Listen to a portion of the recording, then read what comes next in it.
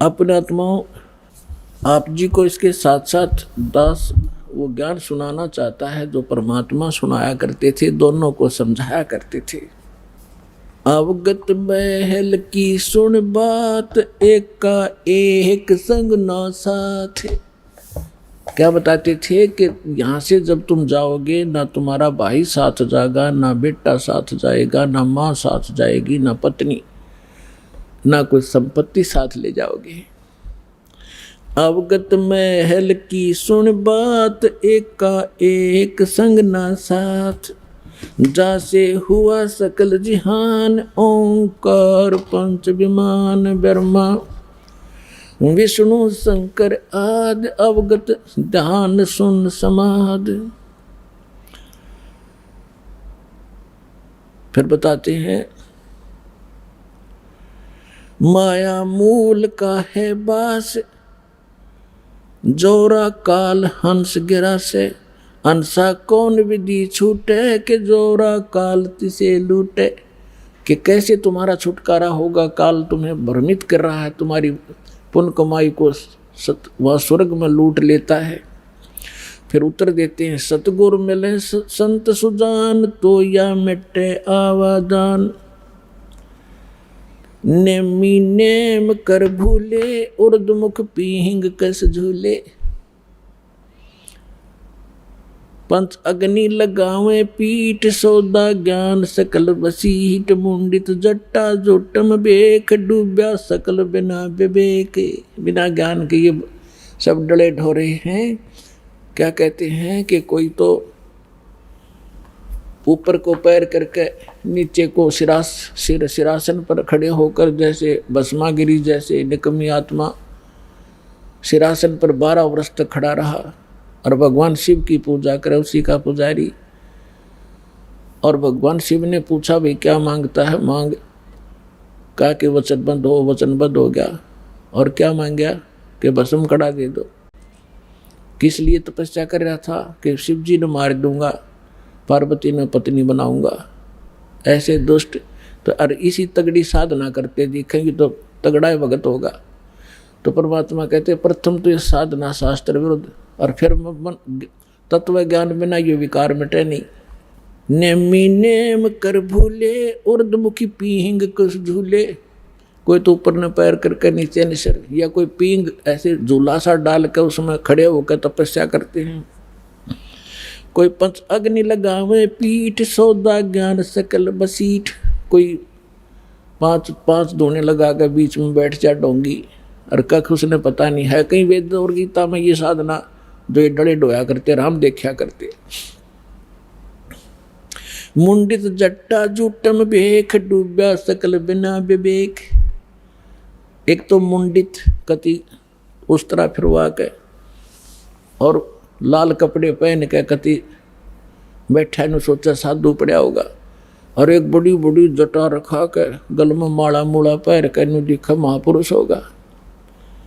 उसके विषय बता रहे थे, मुंडित जट्टा जूटम बेख, डूब्या सकल बिना विवेक। और अलोनिया खाते नहीं लोन, जीजे पीठ तिस गौण।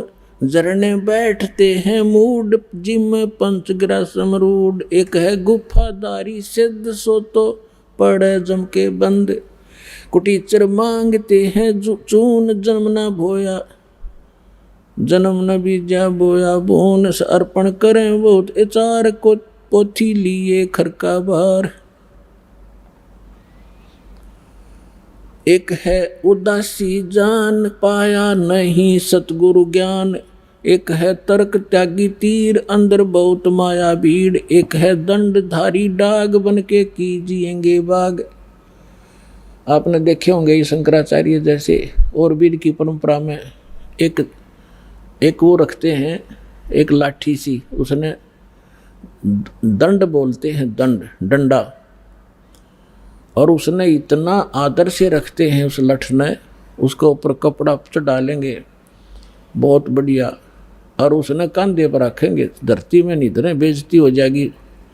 उस लठ ने दंड बोले, दंड, उसको दंडी स्वामी कहते हैं। और जैसे कहीं स्नान करते हैं या खाना खाते हैं, या तो ऊपर रखेंगे किसी खुट्टी खाटी में बड़ी जचा के, या एक लिए खड़ा रहेगा दूसरा नहा लेगा उन लठान दोनों ने। तो परमात्मा कहती है भक्ति का मार्ग इनका। एक है दंडधारी डाग, बन के कीजिएंगे बाग। आज ये साधना ठीक ना करके ये मनमुखी जो साधनाएं कर रहे हैं, अगले जन्म में ये जंगल में अन्य प्राणियों की योनियों में जाएंगे। एक तो नगन है नागा, जिसे नहीं सूझता आगा। ये नागा फिरते हैं, कहते एक नगन है नागा, जिसे नहीं सूझता आगा, यानी उसको भविष्य का ज्ञान नहीं। आज जो नीवस्त्र घूम रहा है और इसी में मानते हैं कि मैं त्यागी और वैरागी हूँ।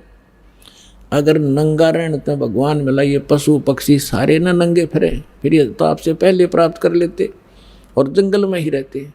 परमात्मा ने अकल दी है, अपने जितना गर्मी सर्दी से बचने के लिए वस्त्र पहनो और किसी भी अपने क्षेत्रानुसार अपने किसी प्रकार के कपड़े पहनो, लेकिन वो सुविधाजनक हो। अब जैसे आजकल देखा, ये जीन की पैंट पहने लड़की भी लड़के भी, और उसने पैर के आड़ा सत्संग में आ जाए, वो बैठ नहीं सकते, उनको अलाउड नहीं यहाँ पर पैर के आना। अब ऐसा भी नहीं पहनना चाहिए जो बेमतलब की बकवास हो। अब बैठा नहीं जा, बैठे बिना सत्संग सुना नहीं जा, थोड़ी सी देर में ये पैरों की नसें बंद हो जाए उनके पैर के बैठने से। तो ऐसे वस्त्र पहनो जो सुविधाजनक हो और अभद्र से ना लगे। कैसे ही पहन लो, लाल पीले कैसे ही पहन लो। अब जैसे दाढ़ी रखो या ना रखो, जटा रखो या ना रखो, वो आपकी मौज है, लेकिन साधु रूप में ये दाढ़ी और मूछ रखना और जटा रखना अलाउड नहीं है, क्योंकि आपसे भ्रमित होंगे। अन्य प्राणी न सोचेंगे यूँ महात्मा है, या बिजली ऐसे ही गिरी हुई है अभी तक। हम इन नकलियों को एक विशेष साडंबर देख कर उसी को प्रणाम, उसी को दान, उसी से दीक्षा ले बैठते और दोनों का भट्ठा बढ़ा देते हैं।